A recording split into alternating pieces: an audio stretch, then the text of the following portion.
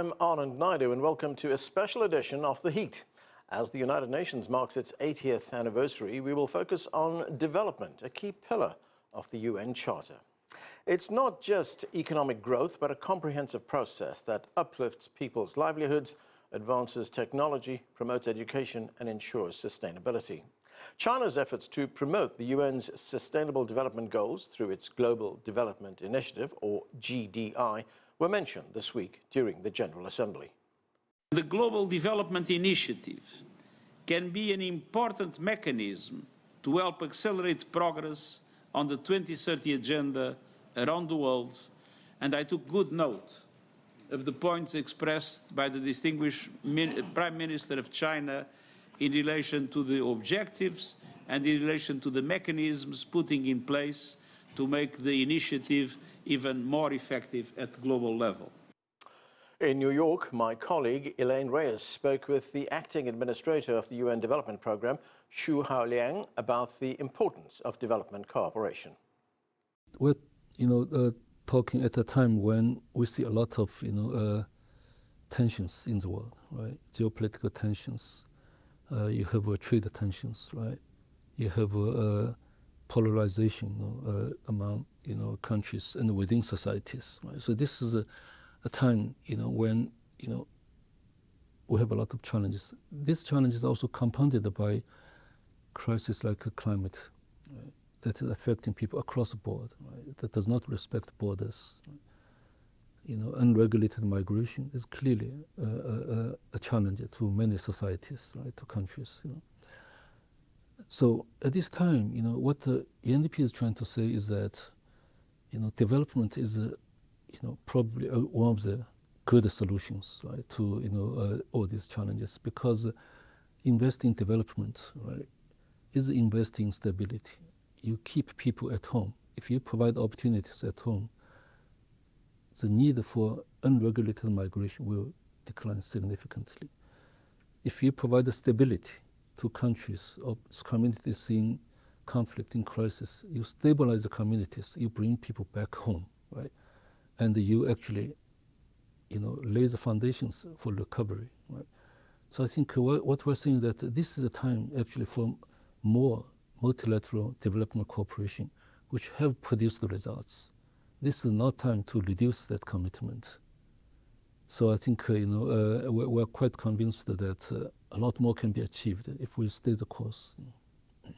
We are only 5 years away until 2030, and the Sustainable Development Goals overall are not really on a good track. Only 35% of targets are on track, and developing countries are still suffering from slow economic growth and debt.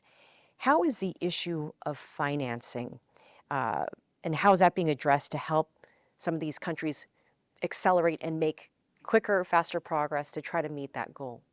The state of sustainable development is not ideal, right?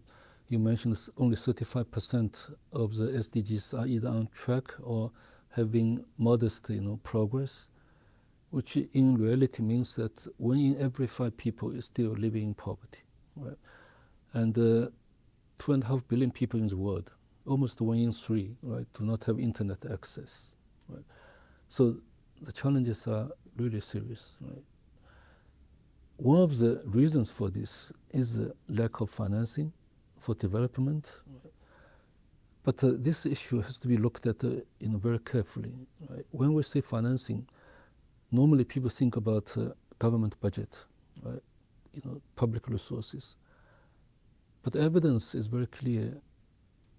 No country developed simply because of public expenditures. Right? You need a private sector investment, right, to create jobs, to create opportunities, right, to create the tax revenues, right, to have this virtuous cycle of development.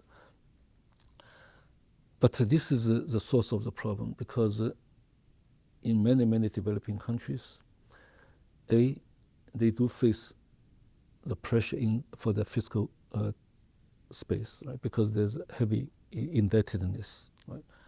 So when we say that developing countries has about $4 trillion a year financing gap for sustainable development goals, developing countries in 2024 paid $1.17 trillion just for debt servicing, right? Just to pay the interest, right? But in 2024, for example, the military expenditure is $2.7 trillion. Right? So when you have this kind of financing gap, you really have to look at the priorities, where you spend limited public resources. Right? How do you create the kind of fiscal space to invest in areas that are most effective, right, for maintaining and increasing your human resource capacity, right? That is linked to productivity, for example, right? How do you ensure you have a safety net, right, that provides security to population that are vulnerable, right? But how do you carve out enough space to invest in health, education, infrastructure that creates conditions for growth, right? So this is one. But how do you help private sector to align their investment to your national development objectives? Because depending on the level of country's development, up to 70 or even more percentage of financing has to come from private sector to stimulate economic growth. But the private sector will invest for financial return, right?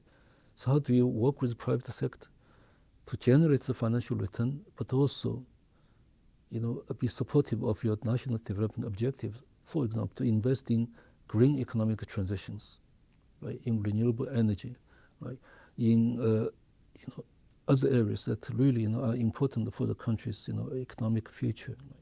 So there are a lot of issues that we need to look at. It's a really complex discussion. One of the other sustainable development goals is no poverty. Poverty reduction is a global issue. China has seen a lot of success when it comes to alleviating poverty. Tell us about UNDP's efforts in that space right now, and have you seen and made any progress?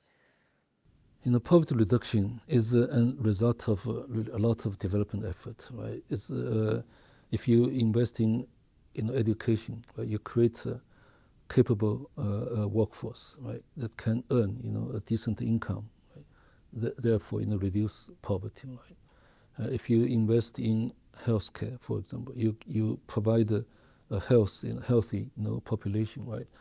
That again reduce the kind of potential for the population to fall back into poverty because they have to spend money for their medical expenditures, right? That push them back into poverty.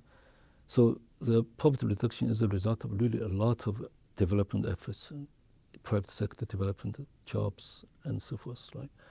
And the public investment again creates opportunities, right, for jobs. So many efforts of the government and the really private sector contributes to poverty reduction. What we needed to focus on, what we're trying to focus on, is why poverty reduction or other development efforts are not moving fast enough. Right? And the one thing is very clear: if you don't have enough economic growth, right, you just cannot have poverty reduction effectively. Right? And then when you look at the developing countries, many countries have set up growth targets at 5-6%, because they know they needed that much growth to create jobs to achieve certain targets in their global gross national product, right? But they only grow a fraction of that. Right? They achieve 1%, 2%. If they do this every year, that means they're falling further and further behind every year. So these are the questions we're trying to look at with our governments. Why this is the case, right? Why the goal of growth is not achieved? Now that comes down to question of finance, for example, right? That comes down to private sector's confidence in the country's legal framework, right? And opportunities, right, to invest. Right? That comes down to issues like trade policies, right? Or policies regulating legal migration, right? And a lot of issues, it comes down to quality of institution, right? Other, digital, for example, solutions used effectively to improve productivity, efficiency, transparency, right?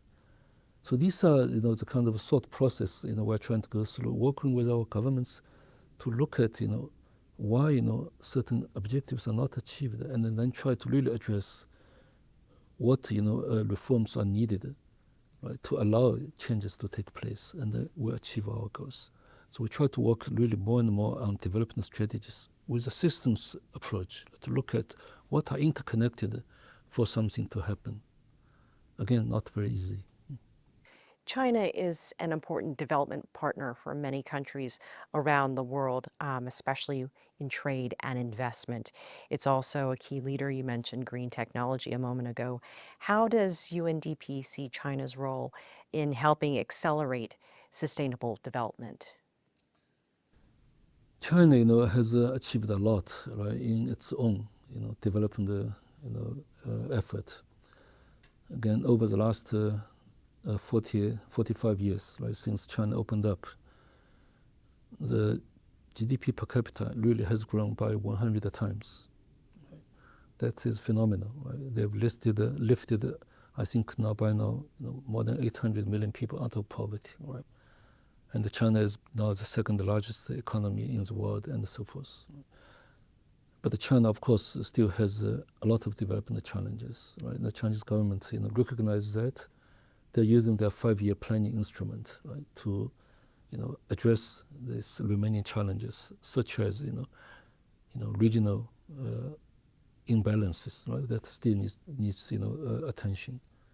The inequalities, right, stratification in society, that still require a lot of attention, because this can be a source of instability in society. Right? The Chinese government has recognized the value of ecosystem services, right? So they are investing very heavily to restore, ecosystem that just partially damaged, over the last, few decades, right? So I think, the government wants to focus more and more on, quality development, right? Quality of life, issues. So I think, UNDP can continue to play that role, right? To work with our governments, to be a second opinion provider, probably, because the government of China is very capable, right, in looking at their strategies.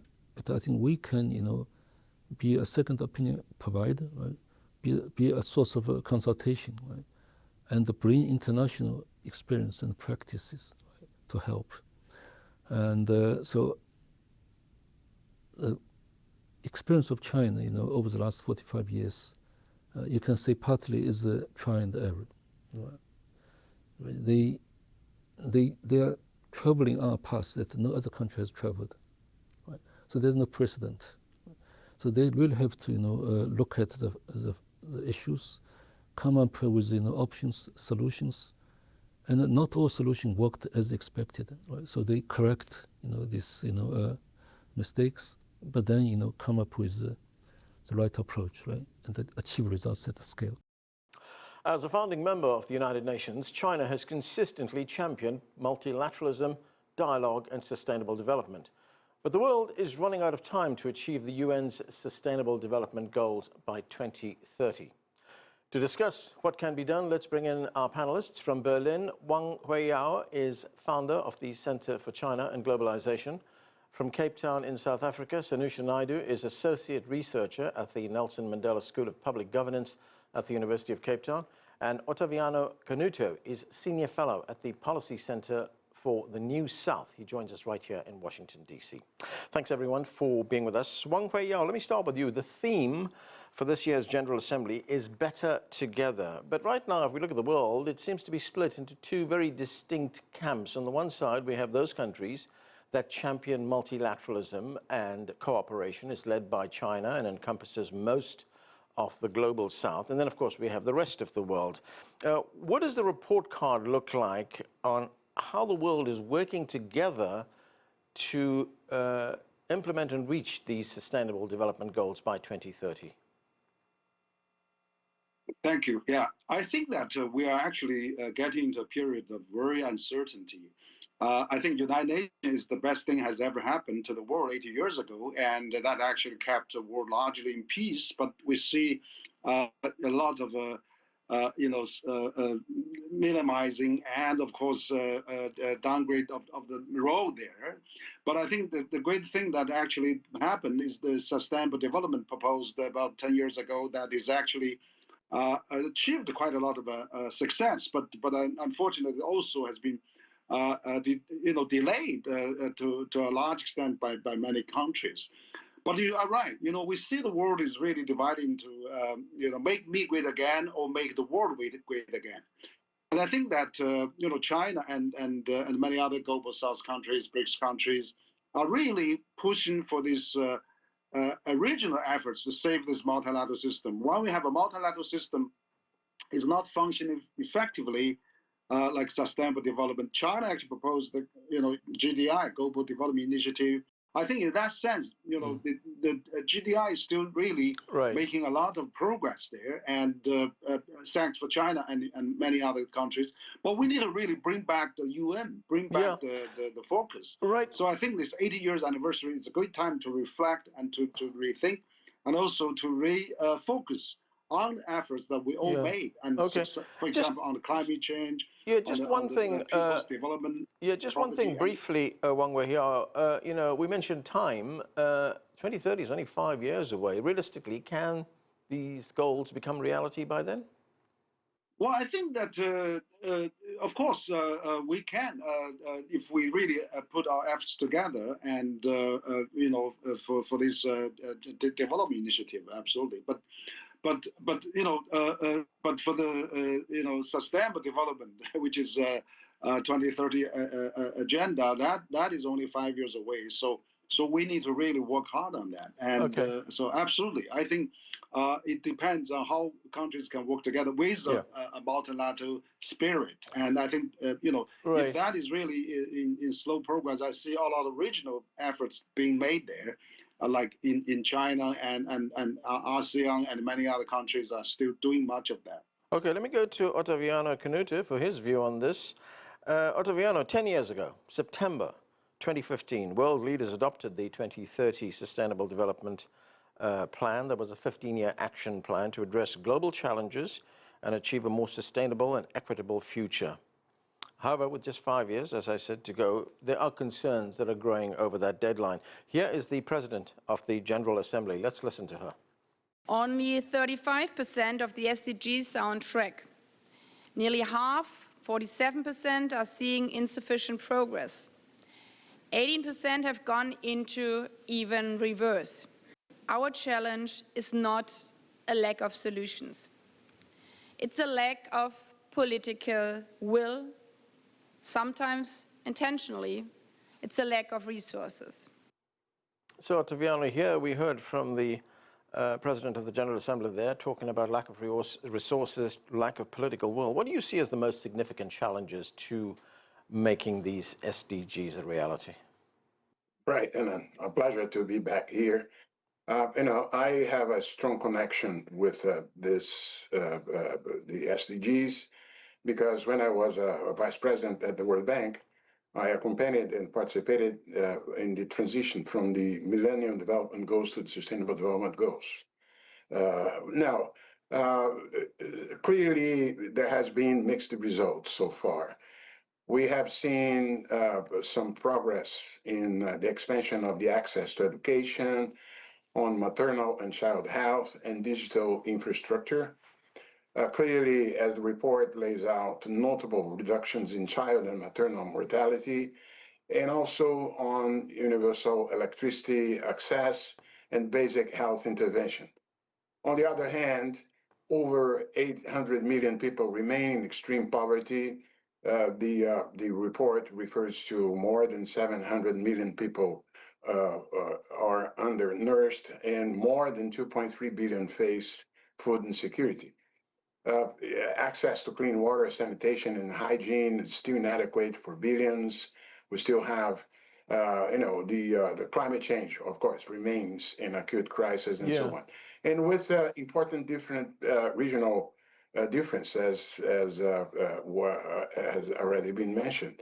When you look at sub-Saharan Africa, you see indeed some increased access to education and basic health service in some countries, but we also see severe setbacks because of conflict, institutional fragility, climate vulnerability, high poverty, food insecurity, limited access to clean water, sanitation, and electricity. And in order to make progress in that regard, we really need more multilateral effort in all the stances in order to move up the ladder. Right. Sanusha, good to see you. Now, according to the IMF, the majority of African countries will see growth of between 3 and 6% in 2025, or more than 6% in some cases. But of course, there are challenges. There's high debt, political instability, inadequate infrastructure, and a reliance in many countries on primary commodities. And of course, then there's the other problem, of course, that in many of these countries, they have to service debt at the cost of domestic development. How do you see it? Good day, Anand. Good day to the colleagues. It's lovely to be back on the show. I think it's quite challenging. It's a conundrum for Africa in terms of the fact that despite what the IMF projects as GDP output and growth, most of that money will go towards debt servicing. I mean, as you know, South Africa is hosting the G20 this year, and one of the panels that the South African government has created is the Commission for Inequality, but also we have the issue of the review of cost of capital. And part of that review of cost of capital is how much of money in Africa goes towards debt servicing. The head of that review, Trevor Manuel, the former finance minister of South Africa, indicated that close to about 90 billion, if not more, of money in Africa goes towards debt servicing. That's more than about 75% of Africa's African countries' GDP. And so that money doesn't actually then get reinvested into African development and, of course, into addressing the challenges you raised around infrastructure, around dependency on commodity markets and so forth. Linked to that, and just to make this point before I stop, is the fact that you have a commodity crisis. So you also have the question of currency depreciation, currency fluctuation. So when the commodity prices are peaking, it's good, but that money that comes from foreign forex doesn't necessarily mean that it gets into development. You suffer from the Dutch disease. So that's the other paradox of this whole situation. Right, so just one point on infrastructure. The countries on the African continent are the biggest recipients of Chinese aid under the Belt and Road Initiative, or they form the biggest partnerships in that initiative. In fact, looking at the numbers here, it was $30.5 billion in the first half of this year. That's 5 times more than it was in the same period last year. That's according to a study done at Fudan University in Shanghai. I mean, how significant a contribution is the BRI making to infrastructure development? I think we can't ignore the fact that the BRI is very present, but we also have to think about the fact that that monetary value that you have cited now as 30%.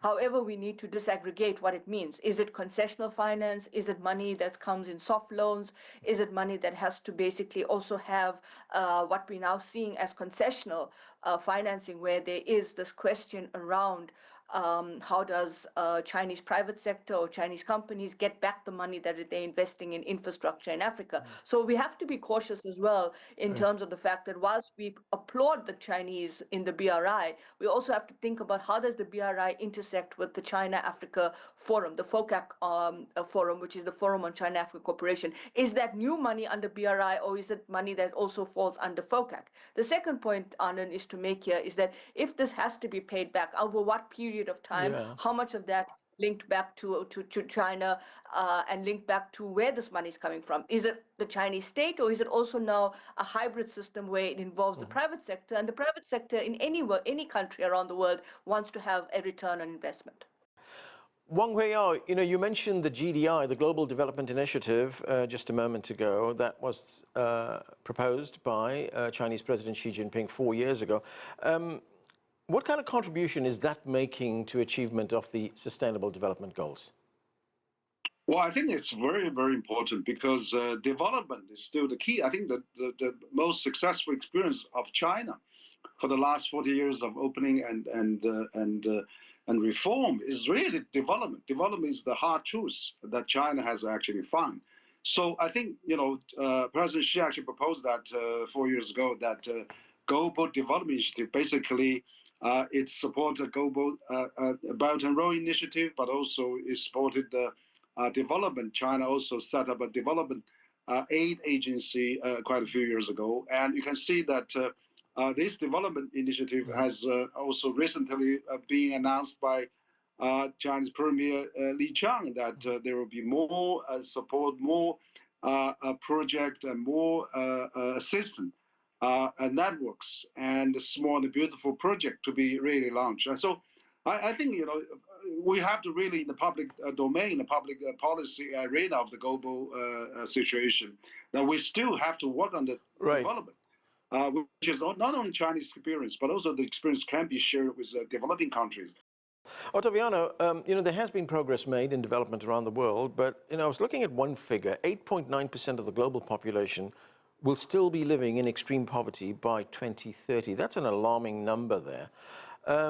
China has had enormous success in lifting hundreds of millions of people out of poverty. Can the Chinese example be emulated elsewhere, perhaps with modifications?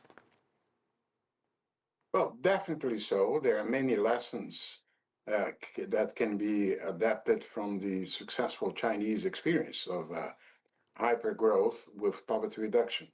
But let me make 3 points here, which I believe are quite important to evaluate the prospects of attaining SDGs in other parts of the world. First, it's with concern that we see the downfall in the flows of concessional money, of aid. That's quite important. Second, many of the developing countries are facing situations of unsustainable debt. And it would be important that we could have some sort of a coordination among creditors, including China as a creditor, also the remaining Paris Club creditors, and also the private sector, to undergo a program of debt relief to these countries, because without any fiscal space, these countries will not be able to do what it takes. And thirdly, ultimately, the Chinese experience has shown how foreign trade was an important instrument for growth.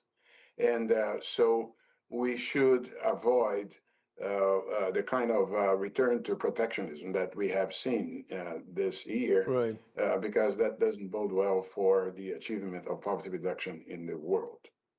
Sanusha, one final point, and this is the current United States tariff regime, which is being implemented by President Trump. For many developing countries, especially those in the continent of Africa, it's a very punishing regime. It's trade policy, but it's also linked to United States foreign policy goals, and in many instances, they're not linked at all.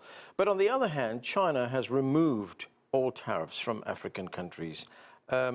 Will it make it easier for African countries to export to China, to grow their economies in some way? Yeah, I mean, it's very interesting that we now have this 100% market access, free market access of African goods into the Chinese market. Obviously, that means that it has to also not just be raw materials, it has to be processed goods in terms of where in the value chain is the production of these goods and how does it enter the Chinese market. So on the one hand, yes, it's very important to look at that and to recognize the opening of the Chinese market to African goods. On the other hand, the question is what kind of goods, and how does those goods that may actually compete with Chinese finished products, like in the context of EV batteries, electric vehicle batteries, etc., how would that be impacting on China, and whether there is going to be some level of I wouldn't say import tax, but some level of trying to reduce the disruption of these goods in the Chinese market. Okay, and that's where we have to leave it. Thanks to all of you for being with us. And that's all for this edition of our special UN series. I'm Anand Naidu in Washington, D.C.